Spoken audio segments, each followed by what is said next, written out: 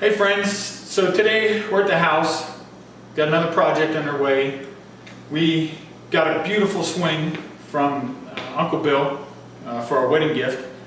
So today we're going to work on these 6x6s and see if we can build a frame so that we can put the old swing that's on the front porch out by the fire pit.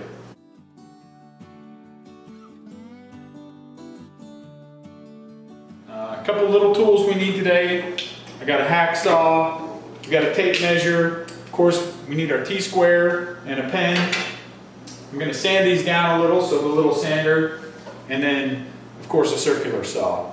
So let's get started on this project and see how it goes. Okay, so first things first, I'm going to do a little visual inspection on the ends here to make sure I don't have any big knocks or anything that I don't like, because I'm going to cut these out about halfway across so that our cross beam is resting on the support beams, because we want that transfer of weight to go down the beams. We don't want the screws to have all that shear weight from the swing just on the screws. So I like this end of this one. I like the other end of this one because we have a knot over here on the side. I might get part of it out. It'll be close. So we'll see. And then I'm going to measure and see how wide we are here. And we are 5 9/16. So I want it to be about half. So I'm going to do the math. Half of 5 9/16 is 2 13/16. So we'll figure out where we're going to go. 2 13/16 from this side. And I know I'm using a big fat pen, but I'm not going for super precision here. I'm just going for some precision. 8, 9, 10, 11, 12, 13/16. Right here. Make a mark.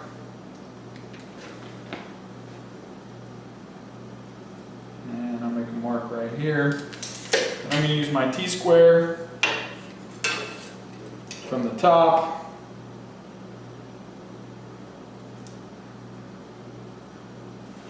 Mark that out. And I'm just guesstimating how far down to make my line at this point. Because I got to come across, I got to come down 2 13/16. So there and there. And we'll come across with our T-square again. And then I'm just going to keep repeating this on all 3 other sides, and then we'll get this cut out. Alright, so now I've got all my lines done. I didn't think anybody wanted to see all that. So I'm going to take my circular saw. I'm going to loosen this up back here. This is my depth, so this adjusts to go as deep as it'll go. And this one only goes 2 3/8 inches, so that works out perfect. I'm going to lock that in place, and then let's take a look and see what happens.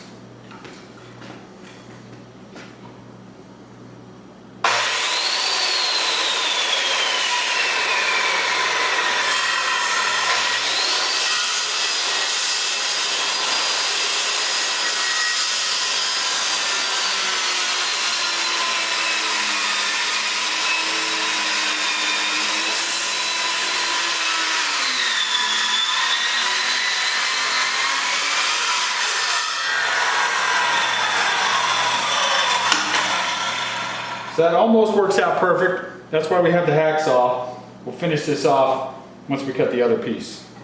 All right, now we have the big cuts made with the circular saw.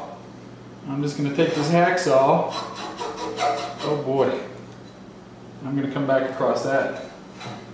And we're going to close there.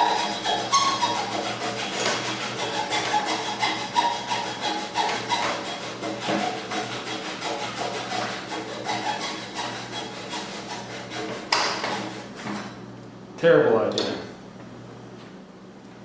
So clearly the hacksaw wasn't going to work. So we'll try something a little sturdier.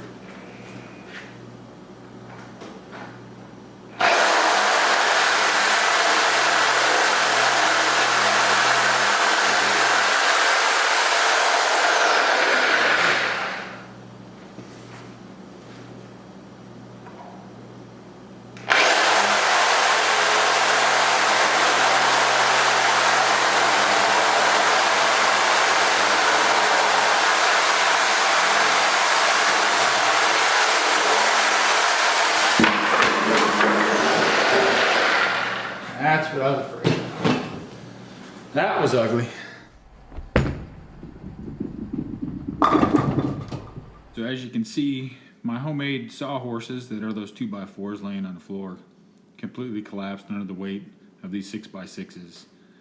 But we overcame, we conquered, we still got it finished and stained.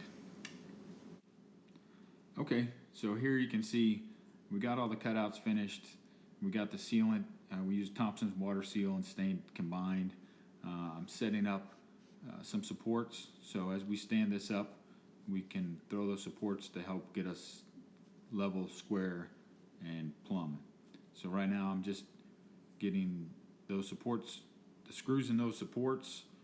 Sean's going to come over and give me a hand, and then we're going to go ahead and get that cross beam connected with the lag bolts.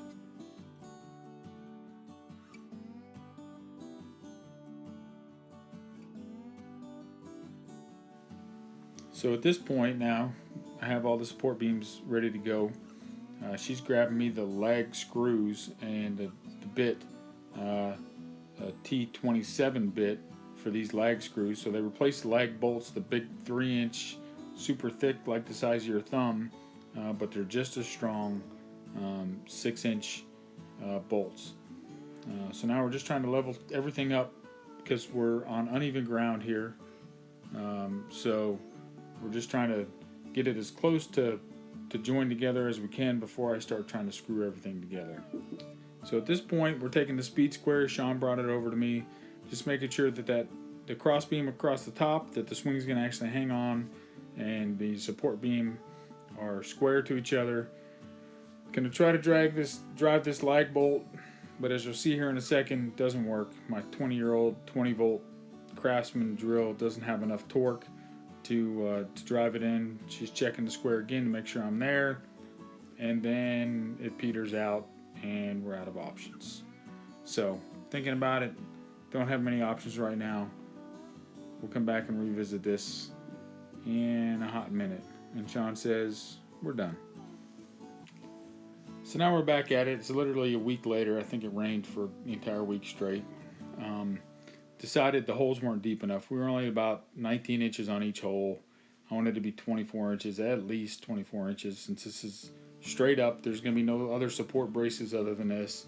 So we grabbed the old Harbor Freight post hole digger, the auger, and went to town.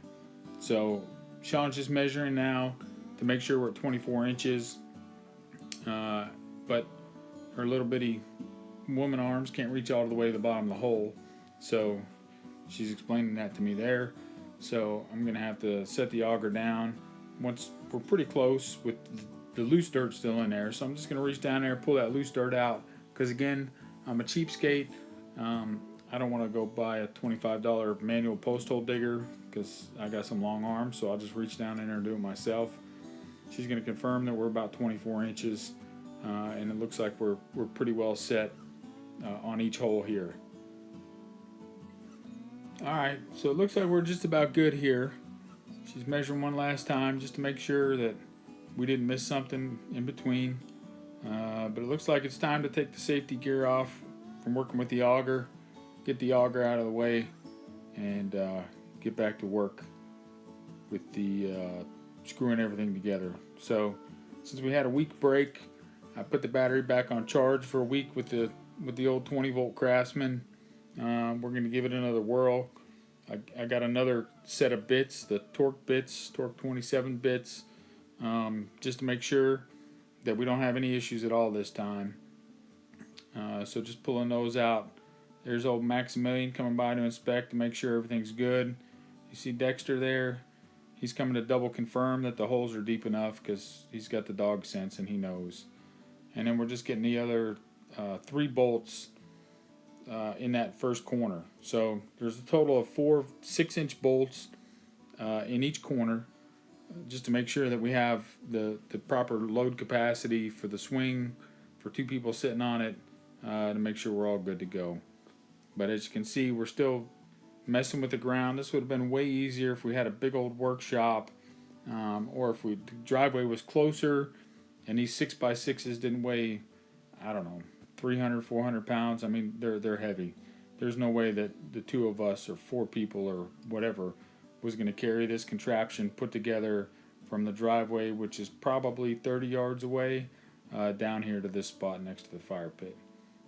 So we're just kind of making do as we go, getting the rest of those lag bolts drilled in there. One thing to note, 6x6s are not actually 6 inches thick. They're about 5.5 inches, 5 3/4, something like that. So at some point I realized that my bolts are coming out the back of the 6x6s because they're actually 6-inch bolts. So when I move to the other side, you'll see here in a minute, I kind of have to go at an angle so that I can bury the bolts on the front, but at the same time on the back side they're not sticking out and sticking into other wood. And you'll see here when she lifts up that corner, some wood is stuck to that corner because I popped it right out the back. So more just leveling. It's not fun. It is fun.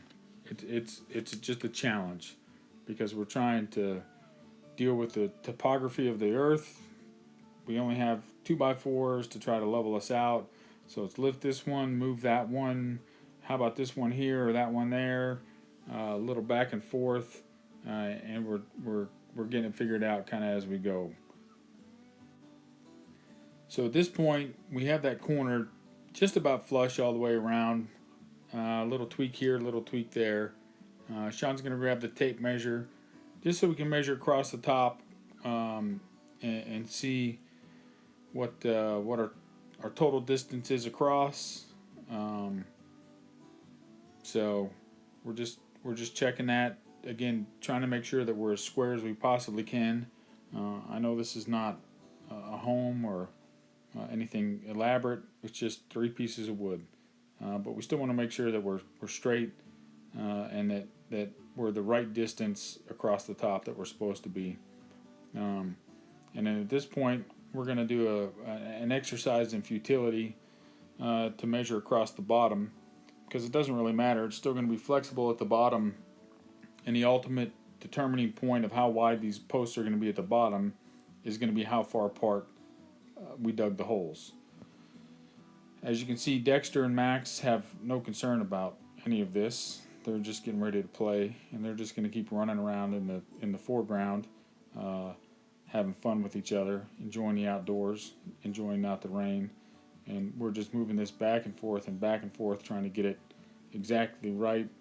And at some point here, in just a second, I think it just clicks with me that, wait a second, it doesn't even matter, because once we slide those ends into the holes, that's going to be the ultimate distance that they are apart at the bottom. So we grab the speed square, go back up to the top. I think everything's kind of good. We're still doing a little more adjustment. Pull that one out, put that one in. We got it up. It looks like everything's flush on the face. At this point, we're square on the inside. So it's time to pull out the old trusty Craftsman 20 volt, who, oh, by the way, is not a sponsor. Just explaining to you what I'm using here. And then I'm going to start driving those 6-inch lag bolts back in and get this thing shored up so we can finally stand it up.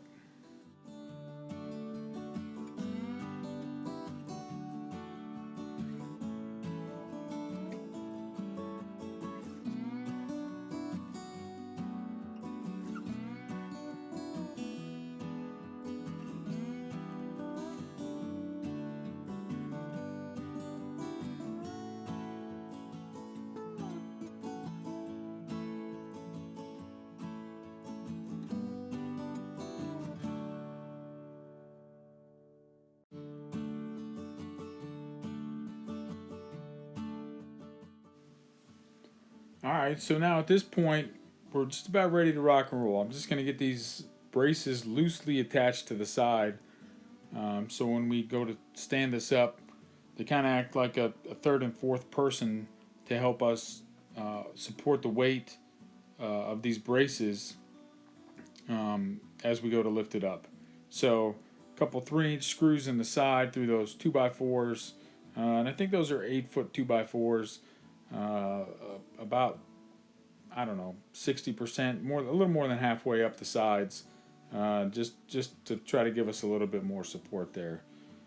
So, because I have soft hands, of course, I'm putting my gloves on before I try to work with this wood, because if there's a splinter to be had, I guarantee it's going in my fingers. It's just Murphy's Law that that's going to happen. So we're talking about what we're going to try to do here. We're going to try to slide the ends of the posts a little closer to the hole, so we can, in theory, just lift the cross beam, the support beam up on top. We can lift from there, and everything's just going to slide right into the hole. So a little shimmy here, a little shake there. Looks good to me. I'm going to the top. She's going to go to the side. We're going to give it the old big heave-ho here in a second. And I'm explaining to her how these supports are supposed to work. I try to lift, and I said, no, no, not going to happen. These things are way too heavy for me to do by myself. So come on up here, let's do it together. Because teamwork makes the dream work, baby. So my side's working, her side's not. You see there was an extra board there that was stuck in one of those 6-inch lag bolts. And now it's just walk it on up. Walk it up, walk it up. Let the supports support it. As you can see there on the side I was on, that support beam is completely supporting the apparatus there. So we're just going to keep pushing, move down a little, push up a little. Uh-oh, Sean knocks hers off. No big deal, we just keep pushing. There's a little creaking, little rattling going on here. But eventually we get it up. Everything kind of starts sliding down into the hole. It's almost amazing that it actually worked, to be honest with you. Now a little wiggle, because of course something that I didn't think about, something for you to consider, is I had a 6-inch auger, and I have 6x6 posts. So the auger is round, the posts are square. Even though they're not the true 6x6, they're whatever 5 3/4 and 5 7/16, however wide they are. They still don't slide down in the holes nice and smooth. I probably should have gone with 8-inch holes here, and I'm realizing that. So now it's going to take a little shimmy, a little shake. All right, so here I'm just trying to make sure that the posts are the same distance into the ground. And as you can see, I'm kind of laughing because my tape measure is stuck on the bottom of the post. I'm like, you got to be kidding me. But again, Murphy's Law. So Sean hands me a fire poker, a little fire poker, a little proper amount of force, and Bob's your uncle. Out comes the tape measure. So just, again, checking to make sure, even though the ground's uneven all the way around, those 2 points are about the same level across the ground. So as long as I was within about a half an inch or so, I was good, and I was pretty confident that the top was going to be level, which was the most important part. And as far as the depth goes, I'm not really worried about the frost line here. We have about an 8-inch frost line here where we are, so I knew we were well below the frost line, so no concerns there. At this point, just trying to figure out what level looks like. Are we level back and forth between the two posts? Am I level front to back? So left to right, front to back. Putting some more supports, putting the old trusty dead man supports back on there, so we can try to get it all leveled out and as square as possible. And again, the square at the bottom is determined by the width of the holes that I had already dug, that were only only 6 inches wide, the holes themselves. So I didn't leave myself much room for error here. Just now trying to figure out, all right, which way do we put these braces, and then how do we get this thing shored up?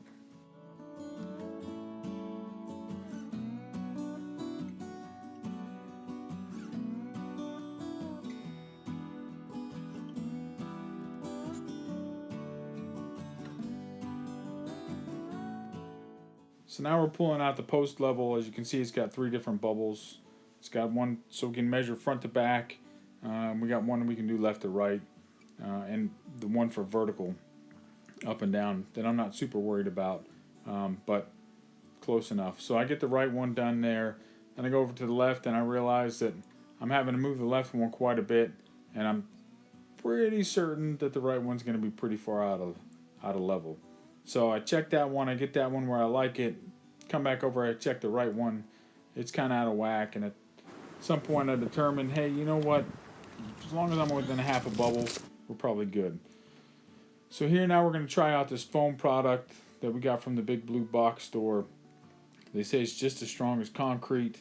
It's got two different separate compartments that have two different chemical components in it. You just mix it together, I don't know, 10-15 seconds, you cut it open, you pour it in the hole, and then Bob's your uncle. So I try to go all the way around the post equally. Of course, I mess it up on the first one that you'll kind of see here in a minute.